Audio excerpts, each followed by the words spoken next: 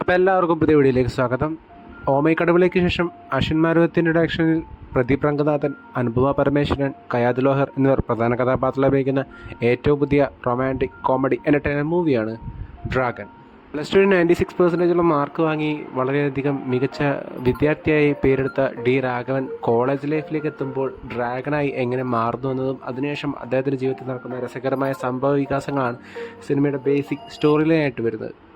പ്രധാന കഥാപാത്രങ്ങൾക്ക് പുറമെ മിഷ്കിൻ, ഗൗതം വാസുദേവൻ, KS രവികുമാർ എന്നീ ലെജൻഡറി ഡയറക്ടേഴ്സും അതോടൊപ്പം ജോർജ് മരിയാൻ, PJ സിദ്ധു, സ്നേഹ എന്നിവർ സിനിമയുടെ ഭാഗമാവുന്നുണ്ട്. ഓമൈക്കടവുകളെ പോലെ തന്നെ ഒരു സെക്കൻഡ് ചാൻസ് ലഭിക്കുമ്പോൾ അതിനെ എങ്ങനെ യൂട്ടിലൈസ് ചെയ്യണമെന്ന് കാണിക്കുന്നതാണ് ഈ സിനിമയുടെ ബേസിക് ക്രക്സ് ആയിട്ട് വരുന്നത്.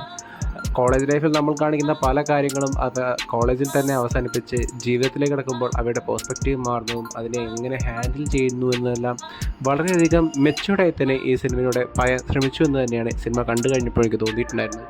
വളരെ പെട്ടെന്ന് തന്നെയാണ് സിനിമ തുടങ്ങിയിട്ടുണ്ടായിരുന്നത്. അതുകൊണ്ട് തന്നെ എൻ്റർടൈൻമെൻറ്റ് ഫാക്ടർ ആദ്യ സീനിൽ തന്നെ നമുക്ക് വളരെ പ്രകടമായി തന്നെ കാണാൻ സാധിച്ചിട്ടുണ്ടായിരുന്നു. എന്നിരുന്നാൽ കൂടി സിനിമയുടെ ആദ്യ 10-15 മിനിറ്റ് എനിക്ക് അത്ര കണ്ട് വർക്കായിട്ടില്ലായിരുന്നു. കാരണം കോളേജ് ലൈഫിലെല്ലാം നമ്മൾ ഒരുപാട് കണ്ടിട്ടുള്ള ക്രിഞ്ച് കോമഡീസും അതോടൊപ്പം തന്നെ ക്രിഞ്ച് റൊമാൻസ് സീൻസും കൊണ്ട് ആ ഒരു പോർഷൻസ് എനിക്ക് അത്ര കണ്ട് ഇഷ്ടപ്പെട്ടിട്ടില്ലായിരുന്നു. അത് കഴിഞ്ഞ് കോളേജ് ലൈഫ് കഴിഞ്ഞ് രാഘവൻ്റെ റിയൽ ലൈഫ് കാണിച്ചു തുടങ്ങിയപ്പോഴാണ് സിനിമ കുറച്ചുകൂടി റിലേറ്റബിളും അതോടൊപ്പം തന്നെ വളരെയധികം എൻ്റർടൈനിങ്ങുമായിട്ട് എനിക്ക് അനുഭവപ്പെട്ടിട്ടുണ്ടായിരുന്നു. അത് ഫസ്റ്റ് ഹാഫ് വരെ നല്ല രീതിയിൽ തന്നെ സിനിമയ്ക്ക് മെയിൻറ്റെയിൻ ചെയ്യാനും സാധിച്ചിട്ടുണ്ടായിരുന്നു. ഞാൻ നേരത്തെ പറഞ്ഞതുപോലെ സിനിമയുടെ ഇൻ്റർവെല്ലിനോട് അടുത്ത് നിൽക്കുന്ന ഒരു പ്ലോട്ട് പോയിൻ്റ് ആണെങ്കിൽ പോലും വളരെയധികം റിഫ്രഷിങ്ങും എൻ്റർടൈനിങ്ങുമായിട്ടായിരുന്നു എനിക്ക് അനുഭവപ്പെട്ടിട്ടുണ്ടായിരുന്നത്. അതുകൊണ്ട് തന്നെ സെക്കൻഡ് ഹാഫിൽ നടക്കുന്ന കാര്യങ്ങളിൽ എനിക്കൊരു എക്സ്പെക്റ്റേഷനും ഉണ്ടായിരുന്നു. ആ എക്സ്പെക്റ്റേഷനെ വളരെ മികച്ച രീതിയിൽ തന്നെ മീറ്റ് ചെയ്യാൻ സിനിമയുടെ സെക്കൻഡ് ഹാഫിന് സാധിച്ചു എന്ന് തന്നെയാണ് ഈ സിനിമയുടെ ഏറ്റവും വലിയ വിജയമായി എനിക്ക് തോന്നിയിട്ടുണ്ടായിരുന്നത്. ഏതൊരു മിഡിൽ ക്ലാസ് യുവാവിനും ഉണ്ടാകുന്ന ഒരു ഫാൻറ്റസിയെ വളരെ മികച്ച രീതിയിൽ തന്നെ ഷോക്കേസ് ചെയ്യാൻ സിനിമയുടെ ഡയറക്ടറും സ്ക്രീൻ പ്ലേ റൈറ്ററുമായ അശ്വിൻ മാരുവത്തിന് വളരെ ഈസിയായി സാധിച്ച പോലെ തന്നെ എനിക്ക് തോന്നിയിരുന്നത്. അതോടൊപ്പം തന്നെ സിനിമയുടെ ഒരു എൻഡ് പോയിന്റിലേക്ക് വരുമ്പോൾ ആക്സെപ്റ്റ് ദ ഫെയിലിയർ എന്നൊരു ഫാക്ടറിനെ വളരെ മെച്ചുവേർഡായി തന്നെ കൈകാര്യം ചെയ്തതും എനിക്ക് വളരെ റിഫ്രഷിംഗ് ആയി തന്നെ അനുഭവപ്പെട്ടിട്ടുണ്ടായിരുന്നു. എല്ലാ ക്യാരക്ടേഴ്സിനും കൃത്യമായ സ്ക്രീൻ സ്പേസും ക്യാരക്ടർ ഡെപ്തും ക്യാരക്ടർ ആർക്കും കൊടുത്തതുകൊണ്ട് തന്നെ എല്ലാവരുടെ പെർഫോമൻസും എനിക്ക് വളരെ മികച്ചതായി തന്നെ അനുഭവപ്പെട്ടായിരുന്നു. എസ്പെഷ്യലി അനുപമ പരമേശ്വരൻ ചെയ്ത കീർത്തി ദീപക് എന്ന ക്യാരക്ടർ കോളേജ് ലൈഫിൽ നമ്മളെല്ലാവരും കണ്ടിട്ടുള്ള കൈപ്പൻ കാന്താരി മോഡിൽ നിന്ന് മാറി റിയൽ ലൈഫിലേക്ക് എത്തിയപ്പോൾ വളരെയധികം മെച്ചുവേർഡായി കാര്യങ്ങളെ കൈകാര്യം ചെയ്യുന്നതെല്ലാം കണ്ടപ്പോൾ എനിക്ക് വളരെ ഈസിയായി തന്നെ ആ ക്യാരക്ടറിനെ ക്യാരി ചെയ്ത പോലെ എനിക്ക് തോന്നിയിട്ടുണ്ടായിരുന്നു. അതോടൊപ്പം തന്നെ കയാദ് ലോഹർ ചെയ്ത പല്ലവി എന്ന ക്യാരക്ടറാണെങ്കിൽ പോലും ഈ ഒരു കാലഘട്ടത്തിലെ പെൺകുട്ടികളെ റെപ്രസെൻ്റ് ചെയ്യുന്ന രീതിയിൽ തന്നെ അവർ മികച്ച പെർഫോമൻസ് തന്നെ ഈ സിനിമയിലുള്ള കാഴ്ചവെച്ച് എനിക്ക് അനുഭവപ്പെട്ടായിരുന്നു. അതോടൊപ്പം തന്നെ നേരത്തെ പറഞ്ഞതുപോലെ മിഷ്കിൻ, ഗൗതം വാസുദേവൻ, KS രവികുമാർ എന്നീ ഡയറക്ടർ ട്രിയോ തങ്ങൾക്ക് കിട്ടിയ ക്യാരക്ടറിനെ നല്ല രീതിയിൽ തന്നെ ഡെലിവർ ചെയ്ത പോലെ എനിക്ക് തോന്നിയിട്ടുണ്ടായിരുന്നു. ഈ സിനിമയിൽ വളരെയധികം സ്വീറ്റും അതോടൊപ്പം തന്നെ ഇമോഷണലി എന്നെ ഹുക്ക് ചെയ്ത പോലെ ഒരു ക്യാരക്ടറായിരുന്നു ജോർജ് മരിയൻ ചെയ്ത ധൻപാൽ എന്ന ക്യാരക്ടർ.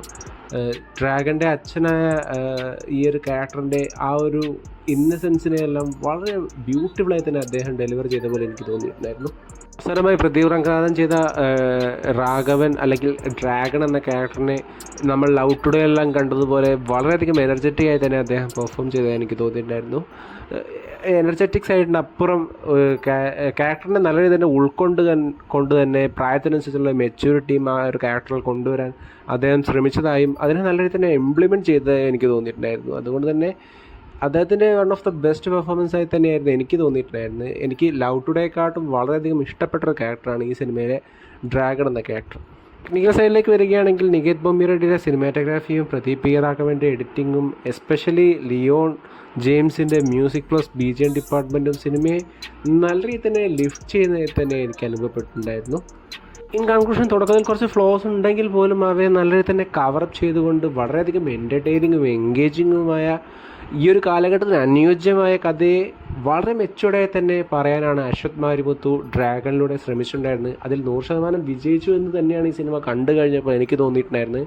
എന്നാൽ ഈ പറഞ്ഞത് എൻ്റെ അഭിപ്രായം മാത്രമാണ്, നിങ്ങളുടെ അഭിപ്രായം മറ്റൊന്നായിരിക്കാം. അവയെല്ലാം കമൻറ്റ് ബോക്സിൽ ഇരിക്കുമെന്ന് വിശ്വസിച്ചുകൊണ്ട് ഈ വീഡിയോ ഞാൻ അവസാനിപ്പിക്കുന്നു.